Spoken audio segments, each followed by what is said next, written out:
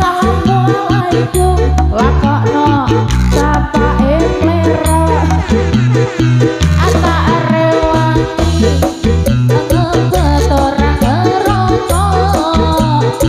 ala maca sopan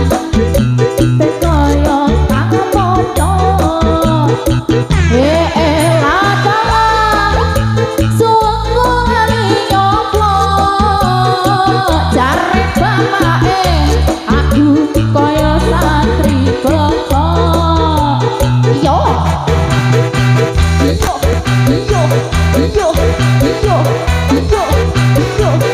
yo tiga udah ini loh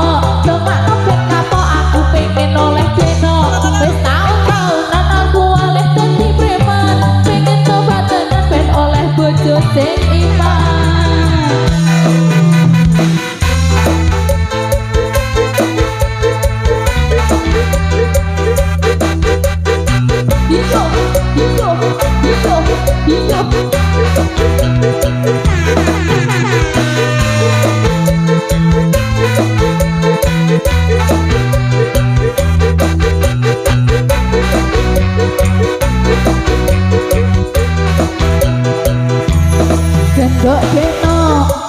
asatri lulusan pondok isih perawan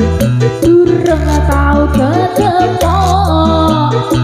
ata rewangi sarungan gawe sapa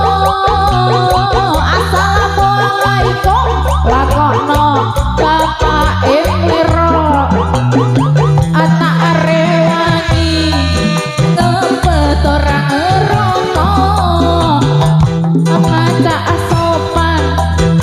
bekoyo kang padha latalang sungguhan nyoplo jare bapake aku koyo santri boko iya iya iya iya iya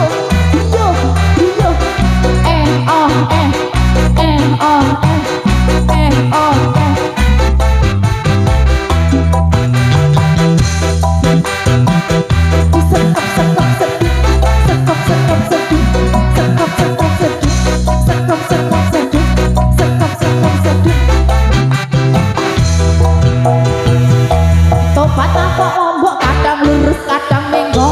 dongak nopet kapok aku pengen oleh deno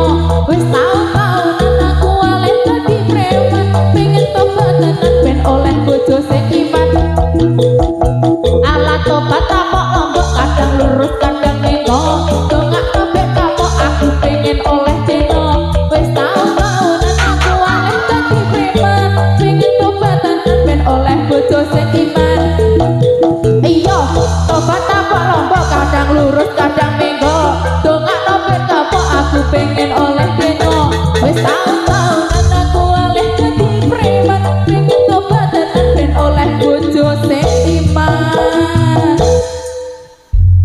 Matur nuwun, terima kasih. Santri Bekok yang dari Pambundut panjenengan saking ibu-ibu